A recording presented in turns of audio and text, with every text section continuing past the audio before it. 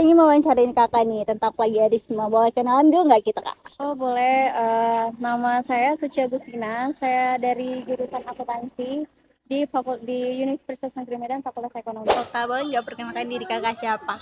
Boleh. Siapa kak?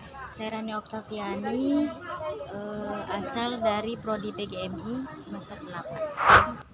Nah, di sini saya mewawancari kakak tentang plagiarisme. Apa sih dampak plagiarisme dalam suatu organisasi atau komunitas gitu kak? Namanya plagiarisme pasti itu tidak dibenarkan ya. Dalam suatu organisasi kalau namanya udah ada plagiarisme pasti akan berdampak pada organisasinya ataupun ada kampusnya dan orangnya gitu. Jadi plagiarisme ini tidak dibenarkan sama sekali. Dampaknya itu bisa banyak ya, mengecewakan orang lain, menyakiti hati orang lain karena kita kan sudah berusaha nih, terus kita di karya kita diplagiasi, jadi kayak masa sih kayak gitu. Jadi bisa sih secara undang-undang sih bisa dipidanakan. Apakah plagiarisme ini dibenarkan nggak sih kak? Enggak, Dalam sama kasus sekali gitu? nggak Nggak ya? dibenarkan. Berarti nggak dibenarkan. Terus gimana respon kakak orang yang plagiarisme apa ngambil hak orang lain nih? Eh, Ya itu yang saya herankan ya, Iya. karena kan ini lagi viral-viralnya masalah plagiarisme. Karena saya sendiri kalau misalnya diplagiasi karya saya sendiri pasti saya marah, harus ada izin dari saya gitu. Cuman kalau nggak ada izin dari saya tiba-tiba diplagiasi secara sempurna ya, Iya. nggak ada yang diubah-ubah, nggak ada diparafrase, tentu saya akan marah dan mungkin bisa saya masuk ke undang-undang, bisa Oke. dipidanakan.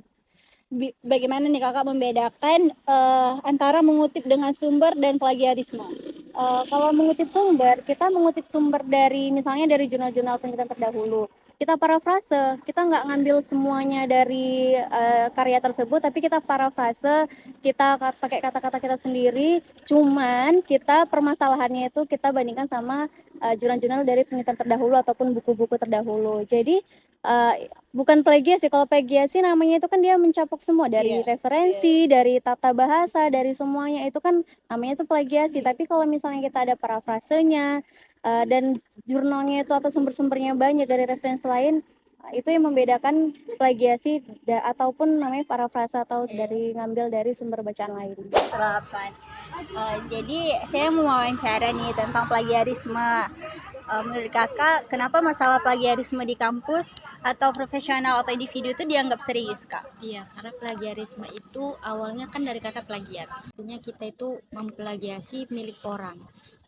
Jadi ketika kita melakukan plagiasi itu nggak akan ada kata manusia, kita nggak akan bisa memikirkan hal-hal yang kita pikirkan. Misal seperti kalau kita memplagiasi karya orang, berarti kita nggak punya karya dong. Karya kita itu hasil dari plagiasi orang. Jadi kita nggak memiliki prestasi akan karya tulis kita, misalnya kita melakukan suatu karya tulis gitu.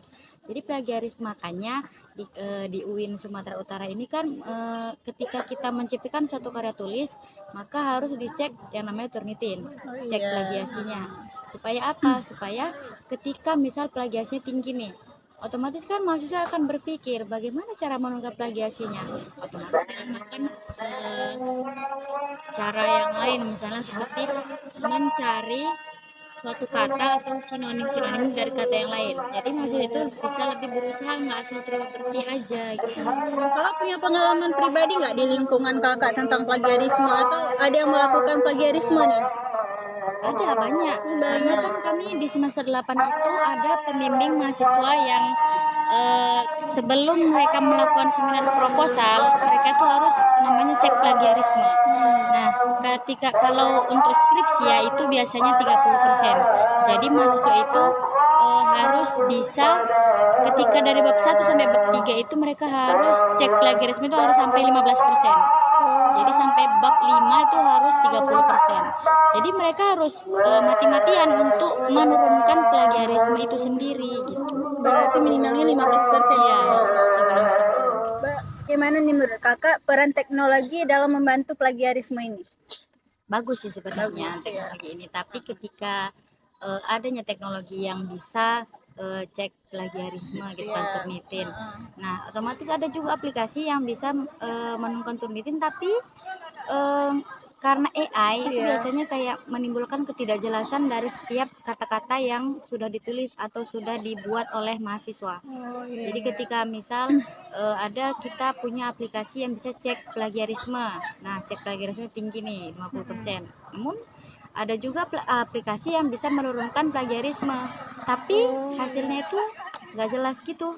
Oh, kurang Apa ya, yang Kak? nggak jelas, kata-katanya itu lari dari semua maksud yang dimaksudkan oleh mahasiswa itu tadi gitu. Jadi teknologi ini sebenarnya ada kekurangan ada kelebihannya kan. Oh iya, iya, setiap itu pasti punya.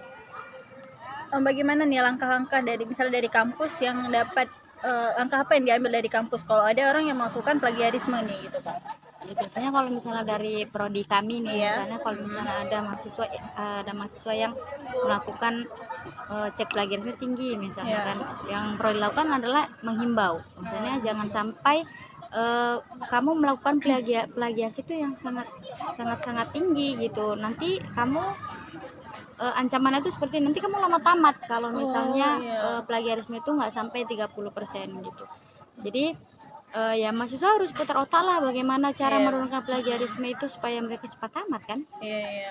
Berarti dihimbau dulu nih, Kak, Iya, berarti. Iya. dihimbau. Dan ada teman saya yang dia menurunkan plagiarisme, dia sampai mati-matian untuk mencari semua sinonim kata-kata dari setiap karya tulisnya untuk menurunkan plagiarisme itu tadi. Berarti penting ya, Kak, jujur itu dalam plagiarisme. Penting, Iya. penting banget kalau misalnya melakukan plagiarisme itu, makanya di UIN ini kan 30% aja nya gitu kan. Iya. Jadi ya kita sebagai mahasiswa pinter-pinter lah untuk mencari suatu kata-kata supaya nggak sampailah plagiarisme itu tinggi kali gitu. Karena mahasiswa ini kan harus dituntut untuk menjadi seorang yang kreatif. Iya, Kak. Nggak boleh lah sedikit plagiat, Iya, plagiat iya. gitu kan. Apa gunanya sekolah tinggi-tinggi kalau ujung-ujungnya pakai karya Iya, orang kan? karya orang.